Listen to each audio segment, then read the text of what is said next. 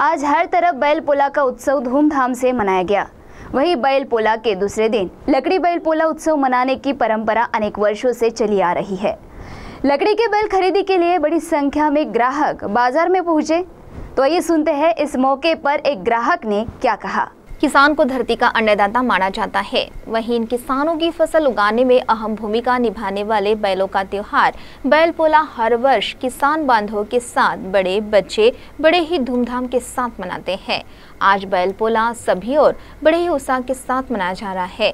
खेती में दिन रात मेहनत करने वाले बैलों की आज पूजा अर्चना की जाती है और उन्हें नैवेद्य देकर उनके प्रति कृतज्ञता व्यक्त की जाती है। साथ ही पूरे साल भर खेती में काम करने के बाद आज के दिन उन्हें काम से राहत दी जाती है। वहीं छोटे पोले को लेकर बच्चों में खासा उत्साह देखने को मिल रहा है। पोले के मद्देनजर बाजार छोटे छोटे लकड़ी बैलों के साथ साज सजावट के सामान से सराबोर हुआ है। तो आइए सुनते हैं इस समय लकड़ी बैल विक्रेता ने अपनी प्रतिक्रिया में क्या कहा। गडचिरोली जिल्ह्यातील वळसा तालुक्यातील आलेलो आहो। मी दरवर्षीप्रमाणे यावर्षी सुद्धा आपले नंदी बैल घेऊन आलेलो आहे। ह्या बाजारामध्ये कमीत कमी पासून तर 500 पासून तर 50,000 पर्यंत बैल आहे। लोकांची साधारणतः आता गर्दी चालू झालेली आहे। तो वहीं ग्राहक ने भी संदर्भ में क्या कहा, आइए सुनते हैं। दरवर्षीप्रमाणे यावर्षी पण तानापुराचा उत्सव हा चंद्रपूर शहरामध्ये खूप मोठ्या उत्साहाने चंद्रपूर शहराची जनता साजरी करून आली आहे।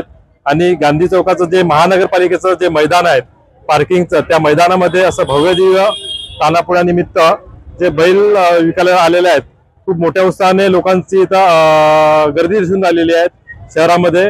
त्यामुळे यावर्षीचा तानापुरा हा खूप उत्साहाने लोक साजरा करतील अशी अपेक्षा आहे। आजच्या या म्हणजे येणाऱ्या तानापुराला आम्ही सुद्धा पण खूप उत्साहाने जे बैल आहेत घरातील मुलांसाठी खरेदी करण्यासाठी आलो आहेत आणि बरीच शॉपिंग करायची आहे खूप उत्साहामध्ये। आणि चंद्रपूर शहरातील पण जनता खूप उत्साहामध्ये इथे शॉपिंग करायला आलेली आहे असं यावरून दिसून राहिलं आहे। CTV के लिए प्रतिनिधि वैभव रुयारकर की रिपोर्ट।